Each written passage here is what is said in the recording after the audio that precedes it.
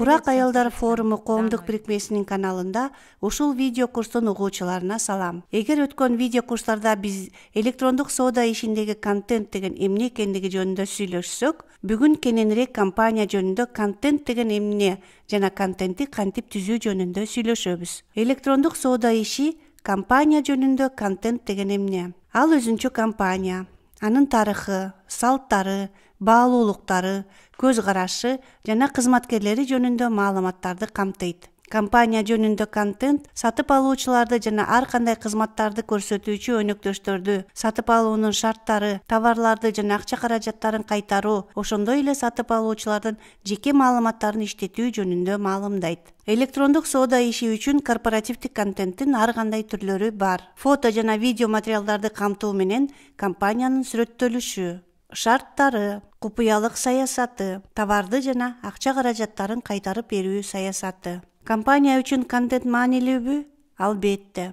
Электрондук соода иши үчүн корпоративдик контент сиздин өздүгүңүздү тастыктаган документке окшош. Контент сатып алуучулар сизге ар түрдүү кызматтарды сунуштаган өнөктөштөр жана албетте мамлекеттик органдар менен сиздин мамилеңиздин пайдубалын түзөт. Контент компаниянын имиджин түзөт жана ишенбестиктин жана түшүнбөстүктүн пайда болуусунун алдын алат. Натыйжалуу контенттин жоктугу ишенбестиктин жана түшүнбөстүктүн пайда болушуна барабар. Ачыктык жана толук маалымат ишенбөөчүлүктүн жана түшүнбөстүктүн пайда болуу тобокелин азайтат. Компаниянын контенти жөнүндө айтып жатып, мыйзамдарды сактоо өтө маанилүү экендиги тууралуу унутпаш керек. Сатып алуу шарттары, товарларды жана акча каражаттарын кайтаруу шарттары, ошондой эле сиздин компанияңыздын купуялык саясаты колдонуудагы мыйзамдарга жана жоболорго ылайык келиши керек. Сизге ар кандай кызмат көрсөткөн өнөктөштөр, сиз сатып алуу шарттары, товарларды жана акча каражаттарын кайтаруу саясатын, ошондой эле купуялык саясатын камсыздоо жөнүндө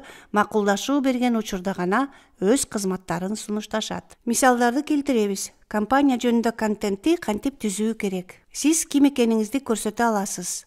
Бул сүрөттөмө текст же видео форматтагы баяндамадан турушу керек. Кайсы жерде соода кылбаңыз, өзүңүздүн сайт аркылуубу же Instagram сыяктуу соц тармактар аркылуубу, сөзсүз биздин команда бөлүмүн кошуңуз. Сиздин түптөлгөндөн кийинки тарыхыңыз, компания качан жана кайда негизделгенин жана компанияны ким, кандай максат менен түптөгөнүн көрсөтүңүз. Сиз жайгашкан жериңиз, сиздин компанияңыздын учурдагы жайгашкан жерин көрсөтүңүз. Сиздин маданиятыңыз жана салттарыңыз.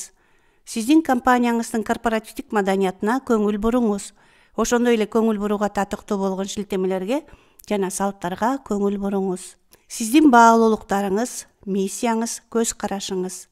Сиздин компанияңыздын коомдук турмушка катышуусун, айлана чөйрөнү коргоого жана коомдун мындан аркы өнүгүүсүнө кызыгуусун көрсөтүңүз. Ошондой эле сиздин кызматкерлериңиз жөнүндө айтып бериңиз. Сиздин ишканада иштеген адамдардын ролун баса белгилеңиз жана сиздин сатып алуучуларыңызга жетекчилик менен кызматкерлер кантип өз ара аракеттене тургандыгы жөнүндө түшүнүк бериңиз. Сиздин сатып алуучуларыңыз жөнүндө айтып бериңиз.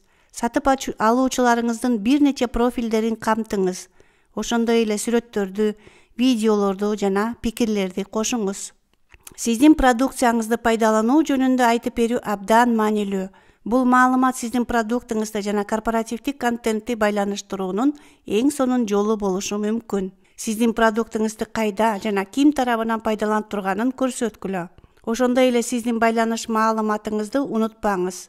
Компаниянын атын, дареги, почта индекси, байланыш телефону, электрондук почта дарегин көрсөтүңүз. Компания жөнүндө айтып жатып, компаниянын контентинин ар кандай түрлөрүн колдонсо болот. Компаниянын ээсинин, жамааттын жана жумуш орунунун сүрөттөрүн же видеолорун көрсөткүлө. Сатуучулук тажрыйбасын жакшыртуу үчүн продуктулар кантип иштелип чыкканын жана өндүрүлгөнүн айтып берүү үчүн сүрөттөрдү жана видеолорду пайдалангыла.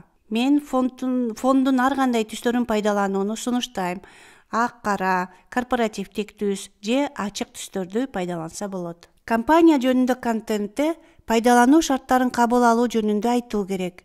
Колдонуучулар сиздин интернет дүкөнүңүздү пайдалануудан мурда сиз колдонуучуларга сиздин пайдалануу шарттарыңызды кабыл алуу талабын сунуш кылганыңызды текшеришиңиз керек. Купуялык саясатына шилтеме. купуялык саясатына карата өзүнчө шилтемелерди кошуңуз. Товарды жана акча каражаттарын кайтаруу саясатына шилтеме. Товарды кайтаруу саясатына жана акча каражаттарын кайтаруу саясатына өзүнчө шилтемелерди кошуңуз. Жоопкерчиликтен баш тартуу жана кепилдиктер. Сиздин сайтты гана эмес, сиздин сайтыңыздын колдонуучуларынын компьютерлерине да зыян келтире турган кибер чабуулдарга, вирустарга карата баардык жоопкерчиликтен түз баш тартканыңызды текшеришиңиз керек. Интеллектуалдык менчик жөнүндө жобо. Сиз сайтта көрсөтүлгөн контент сайт ээсинин менчиги экендигин сайтка киргендерге кабарлашыңыз керек. Компания жөнүндө контентте колдонуудагы мыйзамдар жөнүндө айтсаңыз болот. Талаш тартыш болгон учурда кандай юрисдикция колдонула тургандыгын милдеттүү түрдө өз кардарларыңызга маалымдаңыз.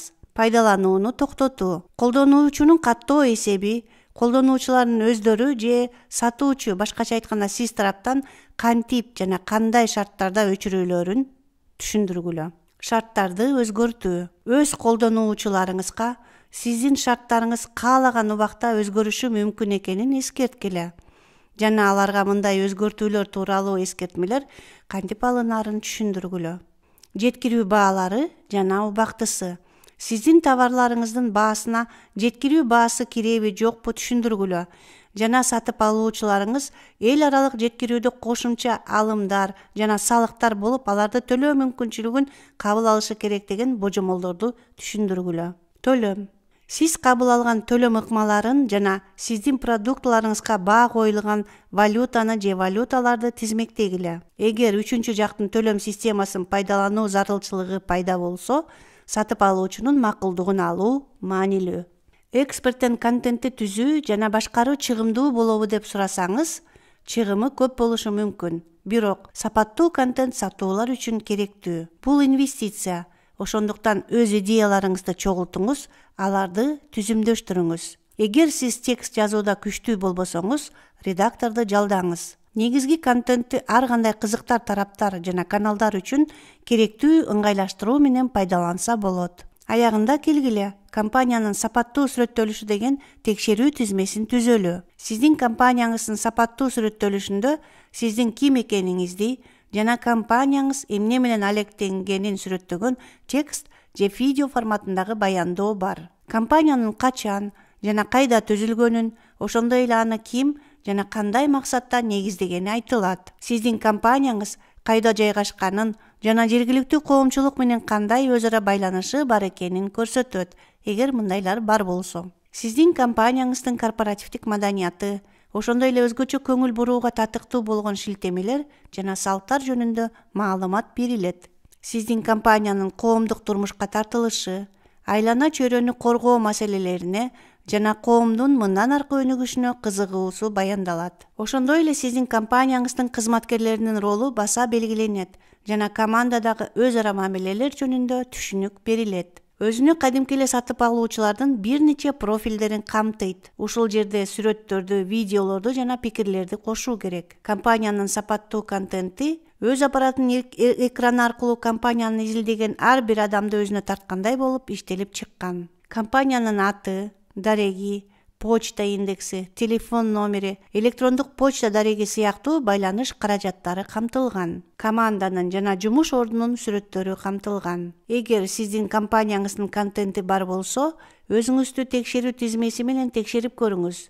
Жогоруда көрсөтүлгөн пункттардын бардыгы бар бекен. Мен биздин бардык видео угуучуларга электрондук соода ишиндеги ийгиликти каалаймын жана компаниянын сапаттуу контентин түзүүдөн баштаңыздар.